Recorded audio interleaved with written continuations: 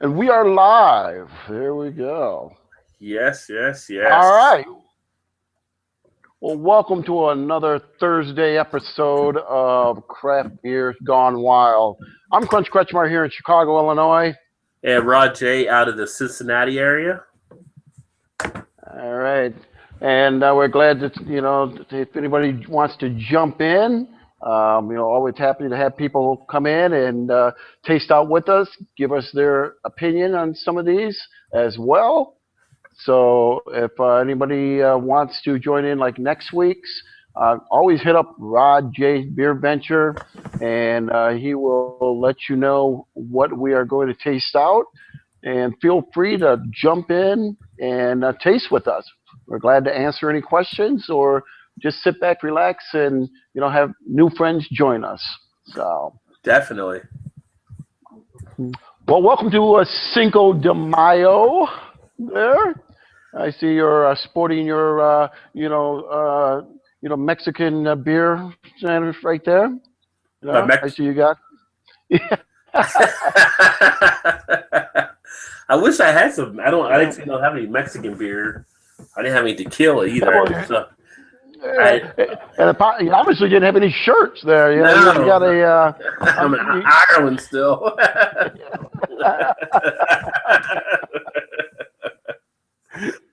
Who knows? There could be a Mexican Irishman out there. We don't know.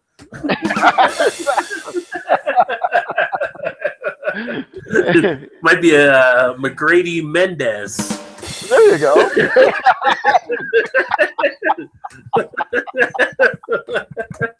It does happen. It does happen. Caesar O'Malley. Right.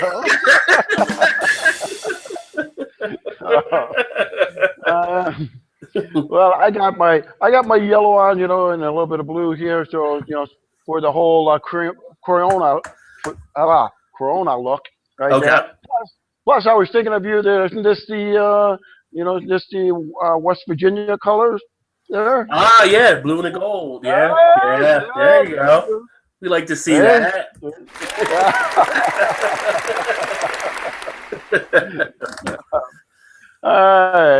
Got a good week, did you? Yeah, it was just a busy week at work, so running back and forth. But got to try some other beers earlier this week, so made another good run. You have any Trader Joe's out where you're at? We thought we talked about that before. Oh, yeah. I think I just made a big beer haul, so I picked up probably about 23 beers, I think, and I think I only paid like $35. So it ended up being like $160 a beer, and a few of them are like 22-ounce bottles. So, like I said, if anybody's got Trader Joe's around them, definitely a great place to check out. And what I like about them the most is you can go to a 6-pack and just take one of the 6-pack out, and they just charge you individual at the register at the same price with no markup. So you're able to do that. Most stores you got to buy a whole 6-pack, so you can make your own variety pack and not have any additional costs, which makes it really sweet. So Trader Joe's, I am definitely one of your fans for sure. All right. I like to go ahead and squirrel up a lot of the beers because I usually been buying them by the 6-packs and I do the one here for the show and I got the 5 there for the rest of the week, so that way it looks like I drink a lot of beer. So that's a hell of a cellar you're building in. Exactly. So, we had a nice run up in the Michigan there. Got back, and then of course, just like everything else in life, you leave something for a little bit, and came back to work, and it's been nonstop all day. Run a little late getting to the show here. It had, by the time, to be honest with you, I realized, I said, man, I didn't have one of the beers, so I literally ran at 5. It was like 5:45 my time. Right. We tape at 7. And literally, I had to run and go get this, and then get back, and then of course the dog's got to go out, so I had to take the dog out, and so it's been running all day. But we're here, and we're ready to go, and so I say the first one we should probably try out would be the Brooklyn Lager. Yeah, definitely. We What want do to you think? let the stout warm a little bit, so we get to a nice temperature to Right. really enjoy it. So, the Brooklyn Lager is one of the beers we're looking at this week. The Right. pre-prohibition style. So, which I've Yeah, that's what I read. never been a big fan of prohibition. Like, why would you want to stop people from being able to drink? You know, it's I never understood Well, that. Like, how did people fall for that back then? it was actually a push, with all the wives, Right. So So check this out. So these they are the made it. glasses I'm going to use for these. This is actually from 8 Ball Ah, Brewing. So I don't have a Brooklyn glass nice. or old Rasputin glass. So since I don't have one of those, I'm Okay. going to use the one from 8 Ball. And if they want to send me one, I am here. But one of my restaurants I usually frequent, they had a pint knife. They gave me a couple of the 8 Ball glasses, which was nice of them. So I'm going to use those on Nice. there. All right. Oh, just a little pour on them.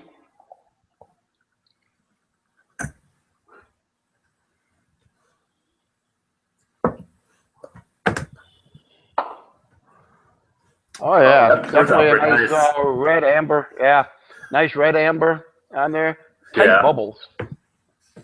Yeah, once you get into the light, you do really get a little bit of that tint off of it. Although I always consider like to be like that kind of that golden sunset yellow right before it goes to that full red type color or Oh yeah, a hot yeah. I day. can see So what you're saying. yeah, so very nice looking beer. You can see a lot of the carbonation, great clarity. You can see right through the beer. So Yep. I think they condition everything before they go to the bottle at Brooklyn Brewery. So you expect to have that clarity. And the head's a pretty decent white head on mine. Nice foaminess to it. Yep. Definitely came out with a 2 finger on that one. And some nice looking bubbles in there too. Yeah, really good. Like I said, it poured out, and I already got the aroma coming up, over in this side right here already, Yeah. and it's really nice. But I do like that clarity on there. Like you're right, it's really you can really see through it, but you still see that carbonation, little tiny bubbles popping up in Right. there, going through, and they're just hanging. I see them actually. You can actually see the bubbles on the bottom of the foam sitting up in there, kind of like those package, Oh yeah. bubble stuff. And Kind of little sometimes thing. when people see me kind of do stuff, I always say like you hold it to the light. One of the things you do as you enjoy beers, you always kind of try to put a light on it because it allows it to really illuminate that much more. And it really Right. does bring out a lot of that carbonation. If you were one of the judges reviewing a beer, you would check it to the light to see how much of the carbonation is taking place, clarity, cloudiness, all that kind of stuff. So even just putting it to my laptop light shines through very nicely on it. But when I do a lot of judging of the wines and stuff, we do the same thing because a lot of people don't understand is that all your senses are connected together. If you see something and it doesn't look appealing to you, automatically your brain is already going to reject it.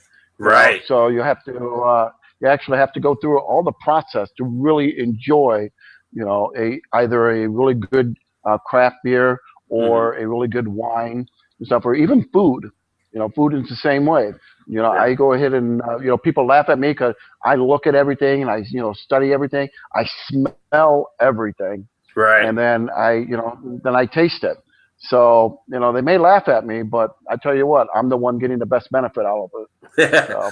Well, it's always like I believe I read a piece of that too, where it's like look, smell, taste. So it kind of goes along those 3 lines. And it's funny, I eat a lot of Indian food, and I go to Indian places. People are always trying to look and smell, and you first don't know what it is, but sometimes that might be the exception to the rule. You're just gonna dive in, and there's so much good food, and you're just someone asks, well, what is that? It's like I don't know. It's the green stuff to go with the red stuff to go with the white stuff over here, and then here's some bread on top.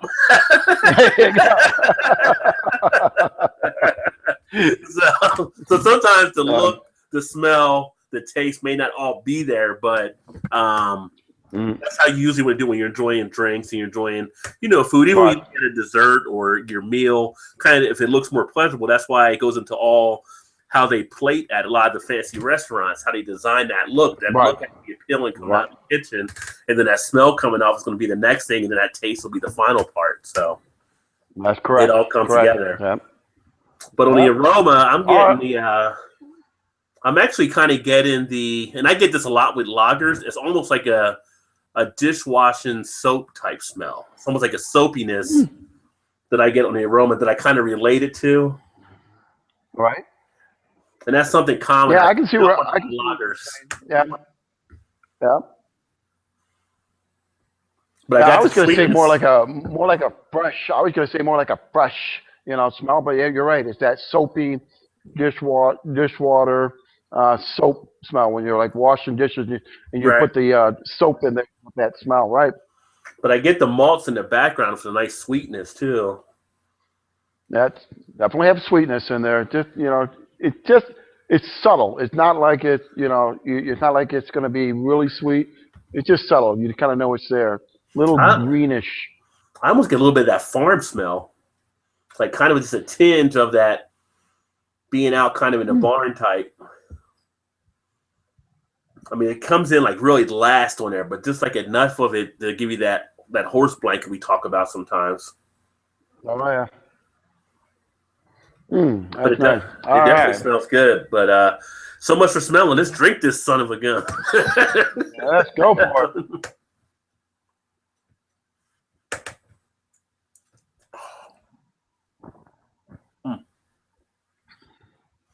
Goes down pretty smooth.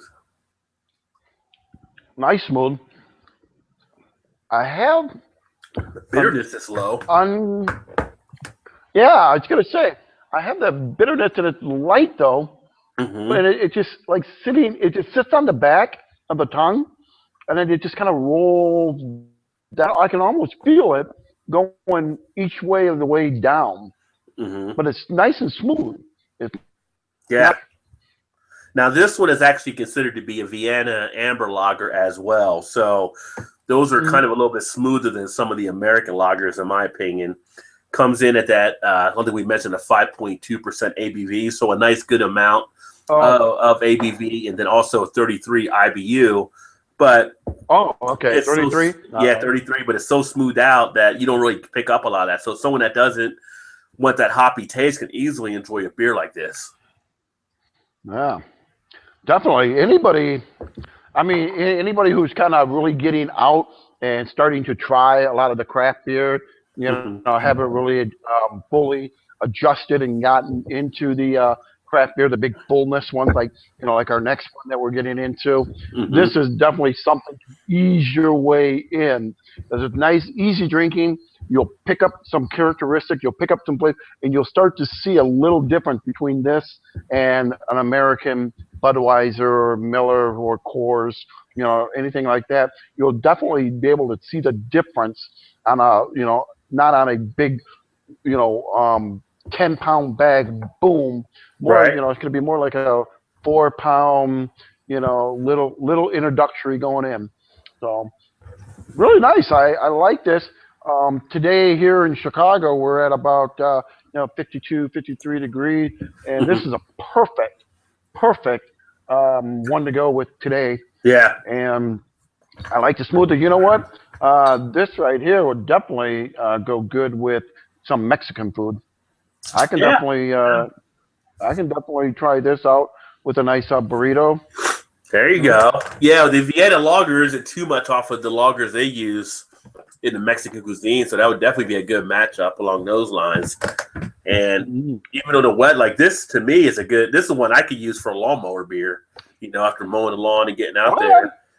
Now, our temperatures are maybe a little bit warmer than yours right now. I think we're like in the 60s. We're supposed to be back in the 70s tomorrow. But cutting the grass after a warm day and jumping in the shower and out of the shower to relax afterwards, this would be a nice one to kick back on in the back deck, looking over that nice lawn that you just spent time cutting. So definitely a good beer on those lines. Yeah, definitely. Yeah, I can see that. And it's versatile. I mean, I could throw it down with a hamburger as well. So it's definitely a versatile type beer. Add something a little juice, fatty to it. You bet. That's really good. I'm glad you picked this one out. I have really good flavoring off of there. Coldness, it's not too bitter. Right. It's got just the right amount. It's really working good. So on the Rod J 1 to 5, in my opinion, I'm going to go. This one here is going to be so Oh, I like it that you much. cut out a little bit. What was your rating? It was a 4.2. Wow, 4.2. I like that. That's a nice one there. Yeah. That's a good score. You don't give a lot of Oh, 4.2, so it's moving up on you on this one. You're definitely over the yeah, I like price. this. Yeah. This is really nice. Everything Yeah. I kind of really like. Like I said, this is a perfect weather for me today. Good. The flavoring is all there that I like. It's not too light, not too watered down. I'm not drinking it. Feel like I'm just drinking a lot of water. Going to get weighed down. Sure, and enough flavor that I definitely know I'm drinking a craft beer as Right. opposed to just a a big. Well, I like it. Good. Good. Well, I definitely think it's also a solid beer. And as far as lagers, which are probably the ones I don't always drink enough of, probably as I'm getting more into them, I think it is one that I would definitely drink some more of. And so I'm going to actually give this one a rating of a 3.75, which is a B plus. I think it delivers the great qualities of a lager. It's just there's so many that are out there in that category. It's hard to find the ones that really stand out that you're going to remember it by. So while I can get this one here and I can drink it at a bar or anywhere else and I'll be real happy with it, it's not enough for me in it to say, let me mark this down and put it right into my rotation of favorite type beers along those lines. So, as we mentioned, sometimes you're only big as your universe, right? So the more we span drinking all these different beers, the more it starts to say, well, this one has this or that one has that or this one doesn't have this that other thing had. Right. So for me, but a B plus is a solid rating. I think nobody would be disappointed that enjoys beer, especially if they enjoy lagers. Like I said, whether you're having a colder day or you're having a warmer day, I think it's versatile enough that it can just switch around for whatever you're looking for out of that beer. So very pleased. And Brooklyn Brewery does a lot of good beers. Yeah. Well, kudos to them on this one. Like I said, I liked it. I'm actually going to take the other 5 that I have and put them to the back of the refrigerator. I know all the guys won't grab them from there. Yeah, if you give it a 4.2, you're going to be protective about it a little bit. I'll put them in my wine cellar. I'll put them in my wine cellar, and I know the guys won't go there. I said, hide them behind the Miller High Life. What? It's a champion of beers, right? Champagne of beers, not champion. Champagne. Yeah. Well, I actually, my one of my good friends in high school, his father had a Miller distributing company, and I used to get, we used to get all the Miller beer, for free when they were coming out. Right. And and we're talking back early, 80s.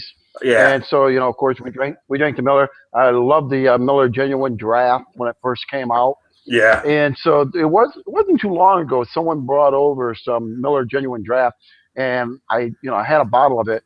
And for the life of me, I could sit there and I asked myself, how did I actually like this back then? But then I remembered, my palate wasn't, all there and all of that and stuff. But boy, I took a couple of sips, and the rest of it I went ahead and fed to my plants. Yeah. It was a sad event, huh? It was. It really was. We thought we were all, king shit when we had all this beer, Yeah. and stuff. The Miller Genuine Draft and the Miller Champagne, and we thought we were all that in there. Yeah, we used to drink that in college all the time. The Genuine Draft when it came out, and I remember being when I was not totally little kid, but by the time I started kind of taking those first sips of beer that were around. And my grandmother, when she was alive, she used to like Miller High Life. So she would keep it in the fridge. And it was always great because they were smaller bottles. So as a little kid, you could easily sneak one and put it in your pocket or throw it in a jacket. No one would notice, and it didn't really stick out. So they were great for that little beer heist. Oh, yeah. I was always an early starter. Always. Not that we're giving. Not that anybody who's under 21 watching this will give advice. Right. We're not giving any. We were just saying. Just saying, right? They were just small. They fit your hand just right. You could easily get out with them. So, yeah. There you go. I mean, I'll still drink a High Life once in a while. Actually, the High Life I don't mind as much. The genuine draft, like you said, isn't as much of a tasty beverage to me now. But the High Life still, over the period of time, actually has held okay. I haven't had a Miller Lite since I don't even remember the last time I had one of those. But it's they lasted around for some reason, and people do like them. So once in a while, it's nice to go back to see where your roots are and realize, maybe why you moved away from them. Exactly. But I went to a bar a few months ago, and I had one of the which one was it? It was the Little Mickeys, which I hadn't had forever. And it was just a throwback. They had them there. So, you know what? I've had Little Mickeys since I was probably in college, and it was a nice little thing to have with the hamburgers. So, always fun to go back and check the past. That's right. Yeah. All right. Now we're getting into something a little bit more gumptious into it. Yeah. So now we're going to slide over to the old Rasputin. So I don't know if you've had this one or not before. This is from North Coast Brewing, and it is a Russian Imperial Stout. This is actually one of a favorite stouts of mine that I've had a few times. And we have a local Chinese restaurant here that does really good food. And occasionally when we go, I'll usually get this as one of the first beers to start with. It comes in at an ABV at 9%. So definitely comes in with a little bit of a kick. But it's so smooth that you're gonna be surprised when you run through this one here. It's IBU of 75, and I guarantee you're not going to feel like it's an IBU of 75 on this beer. Nice. I'm going to get mine open. I see you're ahead of me there. Oh, yeah. I just let you do all the talking, so that way I can do all the talking. So nothing wrong with a good stout. Stouts are also my cup runneth over. Stouts are good to have when you go into kind of the colder month, like tonight, like up there where it's 55, here it's like 60. Usually if you're in the fall, winter, they're nice because they warm you up. When you get into summers, you're not always in the feeling to have a stout just because they're going to be heavier on you. That's right. For the average beer drinker, for me, I can pretty much do a stout any time of year, but average beer drinker is not going to want that kind of heaviness there. But they're also a great dessert type beer in a lot of the stouts that are out there as well. But this one, I kind of like to finish. I like to finish the night when I'm out drinking, stuff like that. If I kind of want to finish the night off with a nice beer stuff, that's exactly, I'll do like the Guinness that you have right there, or like I said, something like this, something a little thicker, a little heartier, just kind of like the last beer that kind of like it almost gives me that like food coma where I just have it and just like yeah, yeah. It really does. It really does. It's kind of a little bigger, fuller, and it just relaxes me down. And so, and with this one, just sitting it there, you're already probably picking it up. Not even trying, you start to pick the aromas up out of the glass from a lot of the malts. What's up? This buddy here, dark. Oh yeah, it's definitely dark.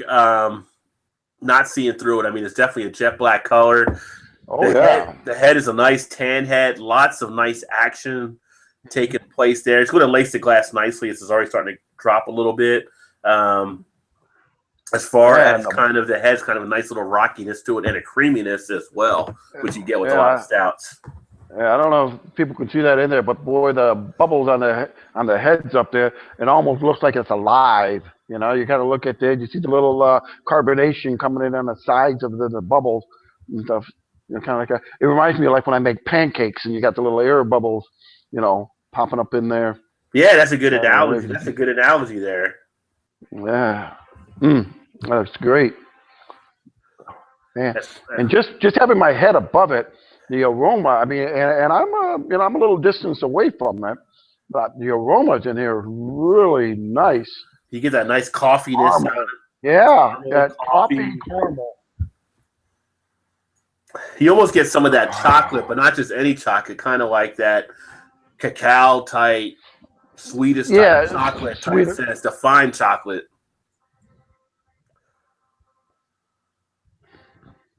Almost has like a little bit of a s'mores quality to it. I mean, it's just kind of there you go. Fun aroma that comes off of this one. Yeah, because you got like that little marshmallow. Yeah, like that little burnt marshmallow with the chocolate flavor in there. Oh yeah. That's why with a stout, I said, we took it out. We started around just after 8, about 8:05. It's 8:32 my time, 7:32 your time. So that beer sat out there for 27 minutes or so along those lines. Yep. With a stout, you usually want to get it in around that 50 to 55 degree range. Get a little warmer. It opens up the flavors, opens up the aroma. The one thing we always have to do is break the culture that all the beers have to be drinking ice cold, which is not the case, right? That's only for a lot of the beers that need to get past the taste. You have to do that. We won't say any names, but people know who they are. and so with the stout, you let it open up. You pretty much let the air hit it from the room temperature. You get into a glass, you let it breathe a little bit, and now you're starting to really start to experience. Like you said, now you look at it, you got that nice look, you got the aroma, and the taste buds just start salivating and get into it because it puts together a nice package. Yeah, but that's why a lot of people laugh at me. Is the same thing with champagne. I actually like my champagne, at room temperature or even like the day after. To me, it's a lot better than when you have it nice and cold and all the bubbles and all the frizz and stuff like that. It's actually just a little too sweet for me. Right. And so I like it when it's all because it's actually a lot of your main grape in the champagne is Chardonnay. So I kind of like to have the Chardonnay, and the Pinot Noir. I kind of like to have that, kind of settle down and really to taste that as far as too much of the carbonation and too sweet. So people laugh at me. So same thing with this. You let it warm up a little bit, and you really get the flavors out of there. And you're right. You got to just kind of break the people out of the Stigman type. Of having to have it ice cold. It's got to come right out of the, right out of that ice water. Pretty much come right out. And that's the thing. People you have to drink for your palate, just like you have to eat for your palate. And I was talking to someone online the other day who had bought an IPA, and he was asking me that the IPA was about maybe a year out or so if it would still be good to drink. And I said, it'll be fine to drink. What you're going to have is less hoppiness that are going to mellow out on the hops, but you'll still get the beer coming through. You'll have a little bit, probably more of a sweeter beer because of the malts and everything, which he did. And he still enjoyed it. And I told him it's like people always think you have to drink the hops always fresh, which you kind of want to do if you want to get the hop bitterness. But let's remember, when they made India Pale Ale, they were making it to travel over a long period of time. So they were more the preservatives. So if they were going to send them out, it was going to take them somewhere to get 6 months to their destination. They weren't getting fresh hops when they created it. So they weren't shipping it by FedEx. Right. No. So the way that it was initially intended was to probably be a little bit more smoothed out. So the fresh hops is more of something that we've done now as far as how we drink the beers. The beers isn't going to go bad. The beer is going to actually go good. I've had some IPAs over a year long. And you still get some of the hop stuff in there, and you still have just a little bit more of a smoothness. There's still a good beer. So it's just amazing that people kind of get stuck in their paradigms. Right. Well, some of the craft beer brewers have actually started putting out, beers to hold on to. You see them every now and then. The people have, the little hand niche, cases. They'll have like 6 or a couple of big, the 20-ounce bottles and stuff that they'll have hold on, and they'll say, this was 2014. And they're actually starting to become more like a collector's thing and more cellaring them, just like we do with wine. Right. You buy wine, you hold on to it for a while, and they do get better. I mean, I had a couple of them that were from from one of our one of our breweries around here. That was in 2014. That's Mm-hmm. what it was. We had it, and it was great.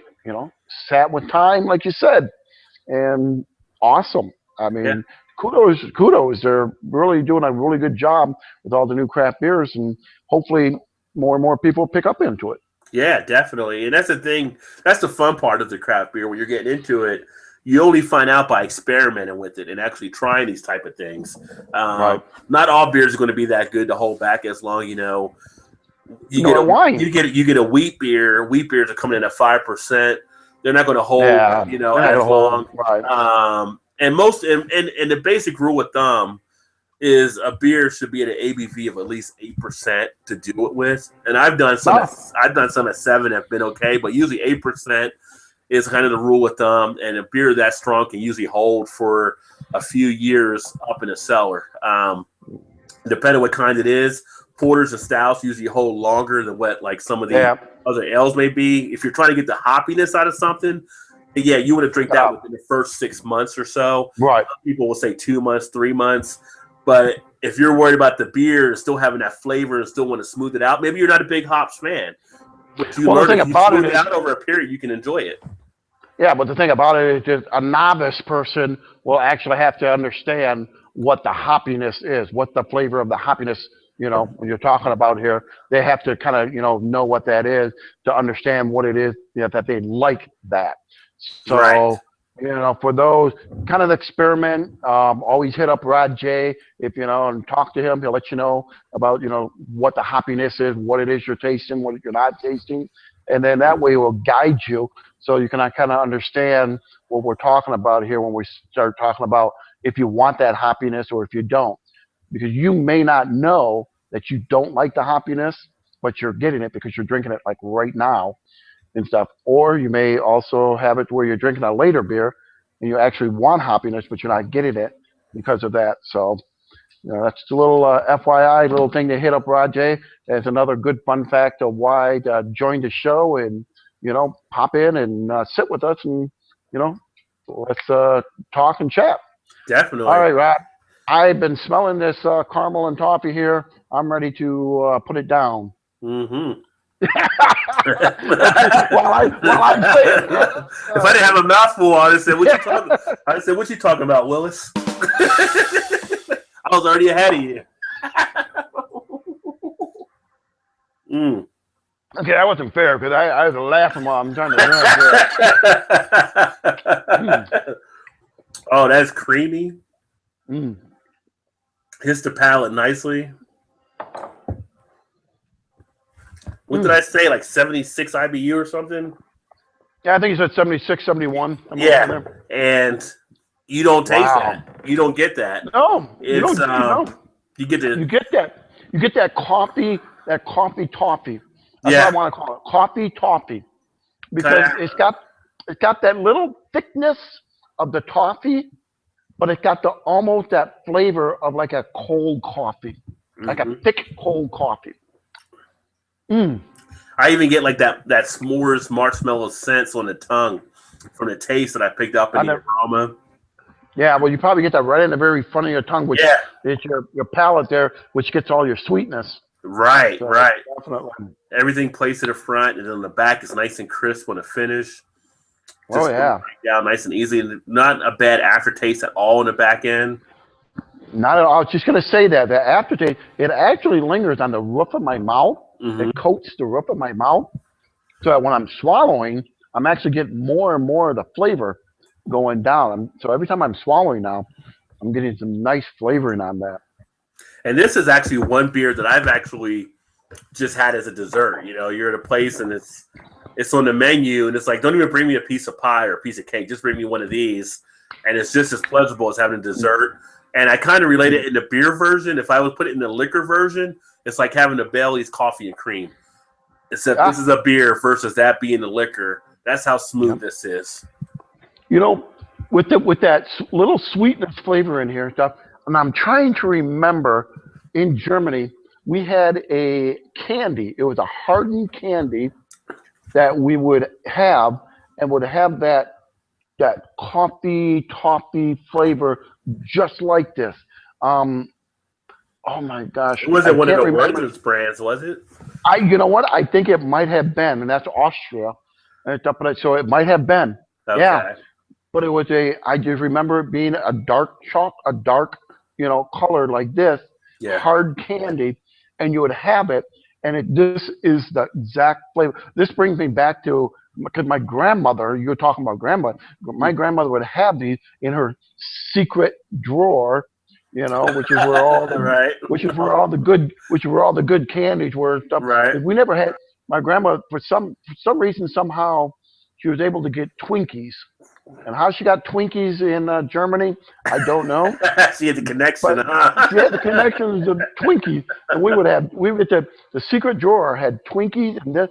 Yeah, and I think you're right. I think it was like the worth and stuff. But yeah, this is that nice flavor, not too sweet. That nice caramel like you said, toasted marshmallows, Yeah. campfire. This is good. This is like you said, exactly the after later night. I want to kick back, want to relax, and just Yeah. enjoy. And that's what it was too. Like I said, when I go out, so that I'll have this at the restaurant I mentioned. Um, it depends how I'm feeling. This might be a dessert, or it might be start high and go low. So it might be one of the ones that might be in that little mix. There's beers that we drink that are 13, 14% ABV. So we kind of work high to work our way back sometimes. But this is actually a good one that, I'm probably the classes I like the most of beers. Probably stouts is probably number one, followed by like IPA and porters being in there. But this is, like I said, one of the more favorable stouts. It's one that I see out there as being kind of almost on that top level. It's not at the elite level, but it's definitely one of the top level ones for me. And anytime I get it, it's always like a pleasurable experience with it. So it's growing on me more. But again, I drink so many stouts. It's that, what does this have that this other one doesn't have? And it's just not fully there for me yet, but it's growing, definitely. Yeah, definitely got, like I said, definitely got the nice flavors and stuff. I enjoy this, I'm a Guinness guy. I like my Guinness. And, this is right up there, with the Guinness areas. And like I said, definitely, if I saw this on the list, I would definitely order it, just to enjoy it, because that's exactly what this is. This is a very enjoyable stout, and have not a problem to order it, nor have a problem recommending it to friends. And with some of the flavors you get out of it, as you probably know, some people now try to infuse more cooking, like using some beer on some of the things. This might be one that actually has a nice kickover with some of the flavors into something too, that gets marinated or grilled into some of the meat and stuff. So yeah, right. You could throw like a slice of bacon into it. Yeah. Oh, bacon would go awesome with this. This would, what doesn't bacon go with? Right. Come on. I mean, this could actually be, you have the Founders has their Kentucky breakfast stout or the regular breakfast stout. People have it with breakfast, but this is one you could have with breakfast. On the weekend, breakfast with some bacon with it. I think those two flavors, especially like the hardwood, like or maple type bacon or whatever, they can put those flavors together, which is open it up with some nice eggs. And I think I have a project for this Saturday to do now.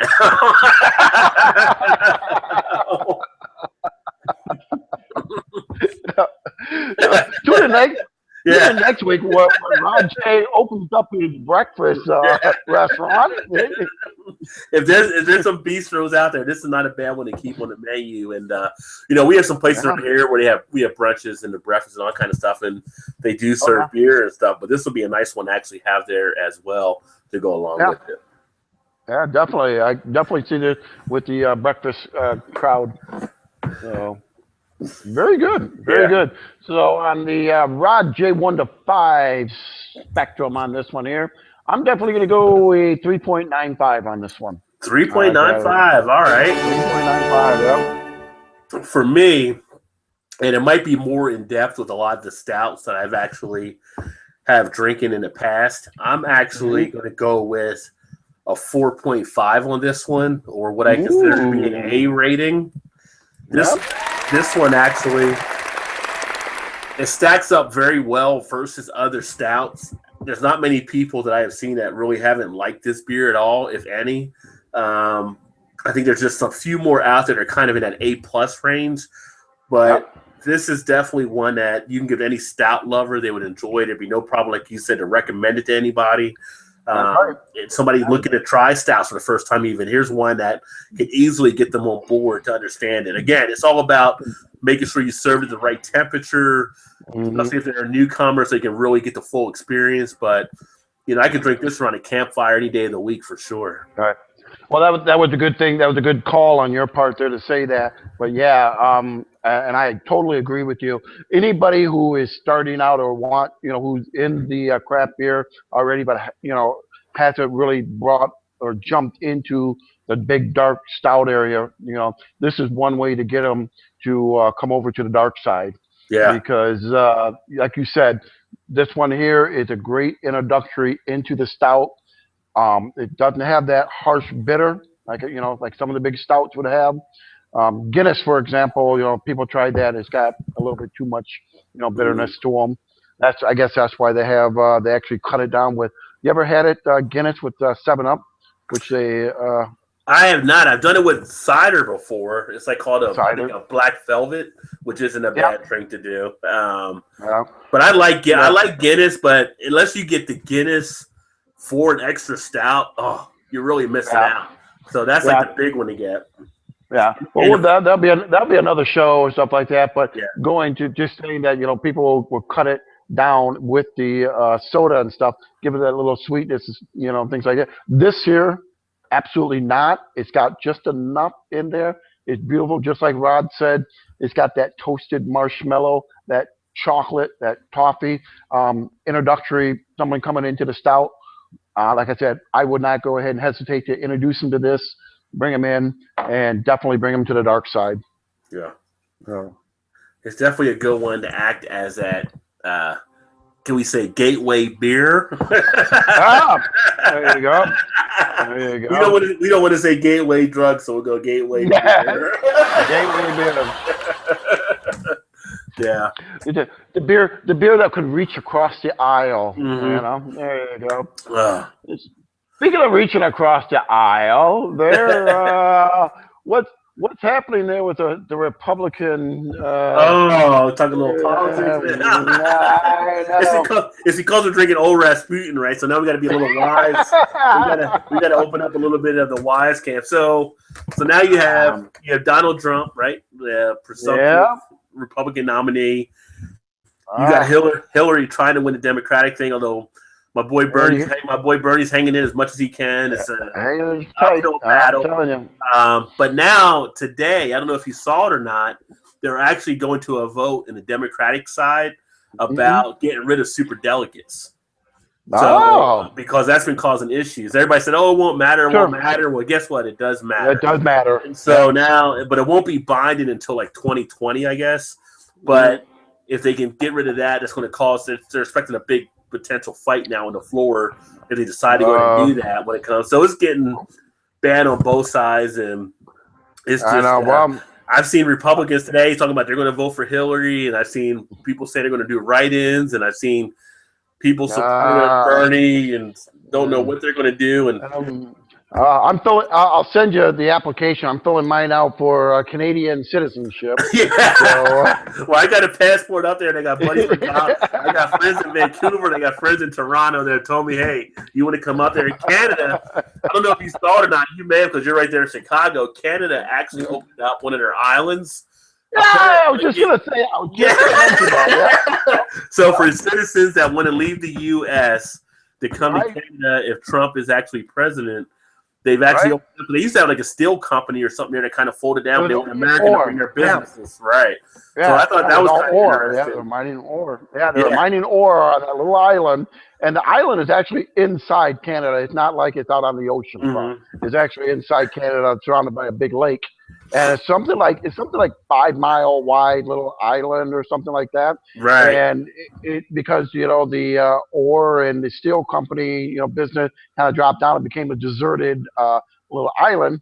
So the Canadian government said, hey, America, USA, hello. Yeah. If you want to Hey. come, if you want to get out of there and come up and enjoy our, democracy, we'll Yeah. go ahead and we'll give you. You come up and come here, buy a house in the land there, and we'll give you a free citizenship. Yeah. Well, So, I just pay taxes, so if I can get a tax break, if they can offer me a tax break, it's definitely something to look at. It's funny. I was reading a piece last week, and they had like 15 other countries for Americans to retire in, and I think the top one was it wasn't Venezuela. Costa Rica was on the list, which I knew about Costa Rica. yeah, Costa Rica's big. It was one of the pig countries. It was wasn't Italy, was on the list, Panama, and Panama. and but they're like got some debt issues down there, I guess, taking place. But down there, it's like 2,000 a month is enough for people to retire, which is most people's Social Security. So, you get beachfront property, and they want to get Americans in to do some development and stuff. So, and not only that, the banks pay you out in American dollars. Yes, and it's like I talked to the missus, and she's more debt. And I'm like, hey, I'm just saying, I got no problem if I can get a better deal somewhere else. We can always come back and visit. Well, and that's true, and that's one thing. And that's one thing that people don't really realize is that the world is actually so small nowadays. I mean, you can travel and go, and it doesn't cost that much as it used to. Flying is so commercial, and right. Things like that. I have a beach house in Brazil that I've owned for years, and so I go down there, quite a bit. And it's like, my parents, when they passed away, I have our house in Lithuania and stuff. So, it's like I go into Europe, and you go to Europe, you can get on a Euro train, you can go anywhere. Well, I know who I'm calling for my next. I know who I'm calling for my next travel agent.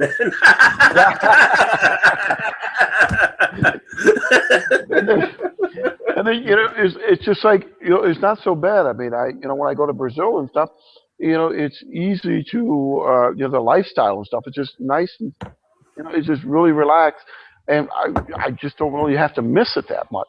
Yeah, I love America. I like America. I like it here and stuff. But it's not. There's nothing that any other country doesn't have. Everything America already has. Yeah. Really, and our world are really getting smaller and smaller. So anybody who's planning on going to, like you said, Costa Rica or wherever, it's go for it. That's always like the question I always wonder about. Like people always say, is it the best country? And America's a good country and all, but how do you know it's the best if you've never been to the other countries? Exactly. So there's so many other things out there that people don't know that may exist and don't get a chance to experience. So exactly. You've had that benefit of being able to travel a lot of different areas and see all of that. And my closest, I've been to Canada and stuff like that, but with the Dominican Republic, but most of my other experience I've been with people coming from other countries and actually hearing about their stuff. And it's like, it doesn't sound as bad over there like people might think it does, Right. Well, like I said, I always tell people is that you have to try the Baskin Robbins of life. Yeah. Because if you've always had the chocolate ice cream, and I asked you what's the best ice cream, you're going to say chocolate ice cream. Right. Because you never had any other flavor. But if you go to Baskin Robbins, you got 31 flavors, or what is it, 64 flavors now, I think. Yeah. I don't know. But, you go there and you got 31 flavors and you try, a little bit of each. Then I ask you, you're going to probably tell me, Superman, rainbow sherbet. Well, that's the truth because cookie dough ruined a lot of people. When cookie dough came out, people are like, "What is this?" People love cookie dough. Yeah. Oh yes, they do. Yes, they do. Yeah, I like the rainbow sherbet. I have to admit, rainbow sherbet was mine. As a young kid, I liked the Superman, but then I switched to rainbow sherbet. I like that. So. Yeah. Well, all right, Rob. Another great night here in the Craft Beer Gone Wild zone. Mm-hmm. And I'm Krunch here in Chicago. If you have any questions about wines or anything here in Chicago, hook me up on at ekrunch@gmail.com, or you can hit my website, Bottled Grapes Online, or go ahead and if you have any of the craft beers, you want to know what's going on next week, or anything in the bottles and can industry, go ahead and give Mr. Rod J of Rod J Beer Venture. Where you at, Rod? Probably the easiest spot is to hit up my blog page, which is rodjbeerventures.blogspot.com, and that has links to everything for Instagram, YouTube, Pinterest, anything that I'm involved in, especially like Twitter, and that'll get you anywhere you want to go. Get you there all the time, every time. Well, you just type in Rod J Beer Ventures and choose anything out of the 4 pages that it will pop up on your screen. Yeah, it won't take long. Man, if the government ever comes to look for me, I got nowhere to hide. Yeah, all right. Well, as always, Rod, great choices there. I'll go ahead and I'll be choosing out next week's little venture. So hook up Rod. He'll let you know what we're tasting out. I'm Krunch here in Chicago. And Rod J out of Cincinnati. Cheers. And thanks for swinging by. Check out some more beers with us.